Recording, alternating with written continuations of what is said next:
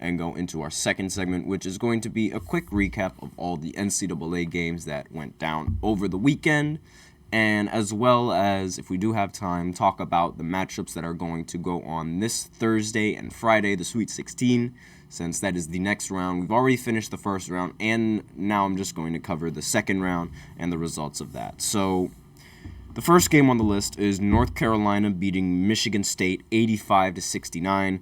So obviously, not really much that needs to be said. In my original bracket, I had Michigan State making it only to the second round and losing to North Carolina. So I'm very accurate on that. There's nothing that really needs to be said. I mean, most of the brackets now, there's not a single perfect bracket in the NCAA and in that bracket challenge. So of all the things that I got right, this is one of them. So yay! I mean, I'll take my win where I can.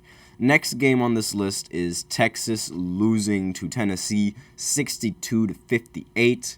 So again, on my bracket, I had St. Peter's beating Tennessee, and I was hoping to God that they would, but in my logic was telling me no, that wasn't going to happen, but my heart was telling me yes, it was going to happen. So if I listened to my head, I would have gotten it right, but regardless, I didn't really see Tennessee making it this far. I'm not even going to lie. With how they were playing Texas, I did not expect them to end up winning the game. But I digress. I mean, they ended up winning, so let's see how far they can really go. I think they are done in the Sweet 16, however. That's just me. I think they're done. Now, the next game is Arizona going up against Dayton, and they ended up winning 78-68. Now, again, not really much that needs to be said. Arizona is a second seed, and Dayton is a seventh seed, so it's not really that big of an upset that ended up happening. Same with Washington State going up against Iowa State. Iowa ended up winning 67-56. Again, not a close contest whatsoever, and it was definitely something that was expected. Now, what I didn't really expect was Oregon going up against Creighton, and I thought Oregon, I just had faith in Oregon. I don't know what it is, and Corrido MVP is in the chat. What's up? And he says, I need advice. Well, two advices. I mean, it depends on what questions you ask. But yeah, I could probably give you some advice. But again, depends on the question. But if it's got to be basketball advice, because if it's not basketball, then I can't help you. Anyways, continuing off of that, Oregon and Creighton, they played in double overtime. But I had a lot of faith in Oregon going into this game. But they ended up letting me down in the second OT, losing 86-73. Unfortunate, and my bracket was already messed up, but I had my preference, and I obviously I wanted Oregon. Next is Illinois going up against Duquesne. Now, I did not think Duquesne was even going to make it this far, so I am not surprised that they just got eliminated right after the first round and into the second round. Illinois won 89-63, so obviously, it was a very dominant win coming in from Illinois. Now, I see your question in the chat, Corrido, and I'll acknowledge it right after I'm done with this recap of, what happened Saturday. Gonzaga went up against Kansas, and Gonzaga ended up beating them so badly, 89-68. That was a very huge upset that I did not expect. But then again, after what Kansas got away with in the first round, getting a foul call that they shouldn't have really gotten, I guess this was just karma, honestly. I mean, Gonzaga is, they're one seed below Kansas, so I don't really know if it would be called an upset, a big upset, but it was still something that not many people expected. And then North Carolina State beating Oakland in the final OT, 79-73. Again, all of these games that happened on Saturday were sort of expected because there wasn't really much of an upset, or there weren't really many upsets to really talk about over here. So, Corrido MVP is in the chat right now. Let's see what he's got to say. And he says he's a 5'11 guard, but he feels like he is holding his team back. He has no athletic ability, no dribbling, and you could always just run around. You could always just run around screens. If you develop a consistent shot, and you can do what JJ Redick did, and you could do what Kyle Korver did, and you can do what Klay Thompson and Steph Curry do, like just flail around the screen and flare around the screen. Excuse me, let me use the right word, Jesus. If you flare around the screen and you get the ball ready to catch and shoot, and you practice that religiously to the point where it's like a shot that you can hit, you can find value in you can definitely find value in the team. Now, your team doesn't set screens. Okay, so one thing that can definitely help is having some type of defense. Like, if you're able to stay in front of your man, and if you're quick with your hands and you can get steals, that is definitely going to bring value for the team. And not only that, just creating enough space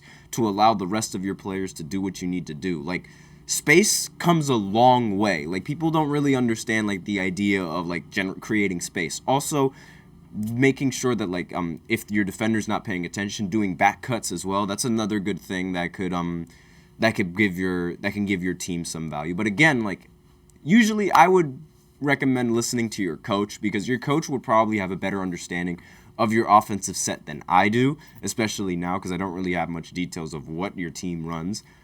But in general, I'd say, like, you know, flail around screens, get ready to shoot, be ready to shoot, and hit your shots, because that's definitely going to come a long way. If you got a reliable corner shooter and they can create the space, allowing your guard and your center to operate in either the post or in a pick and roll, definitely would bring a lot more value than just.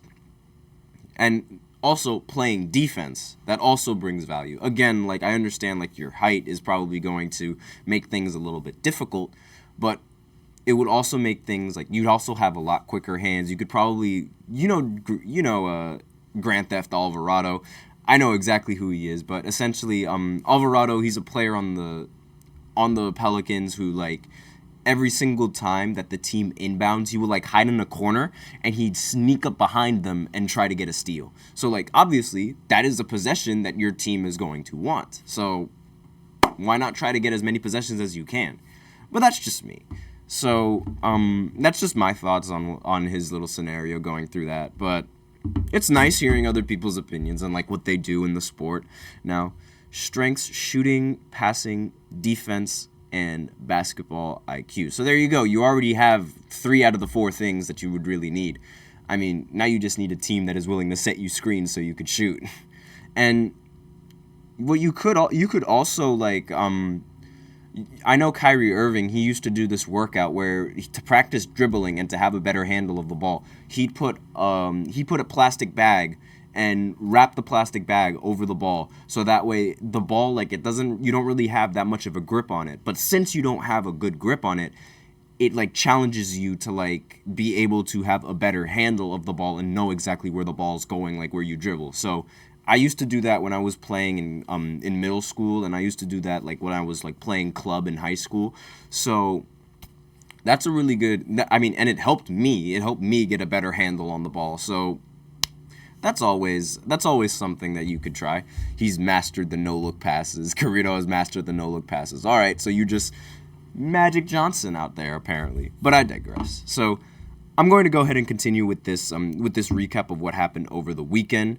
But hold on, let me just go ahead and bring up the bracket real quick. Yes, so Houston ended up beating Texas A&M in an overtime game. 195 was the final score. That's what I meant to say. Excuse me. And Texas A&M, they were really, really close to beating Houston, but Houston ultimately prevailed. And I did not expect this. I honestly expected Houston to lose once the game went into overtime, just because of what happened in their previous conference tournament. But I was wrong.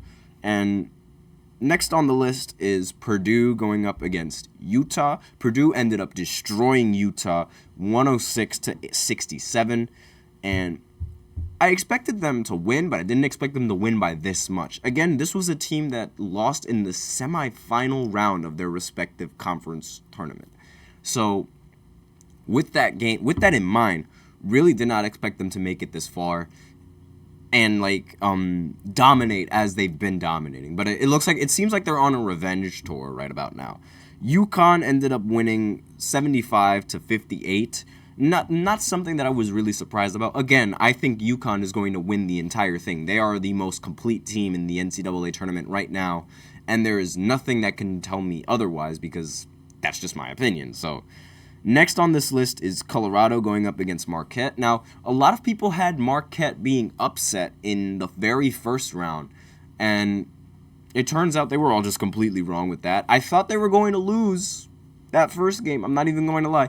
The first game that they played, I thought they were going to lose, but then they ended up turning it all around in that second half. So, very good stuff coming in from them. And Colorado, they had a great run. They ended up scoring 102 points in their very first NCAA game, in the first round.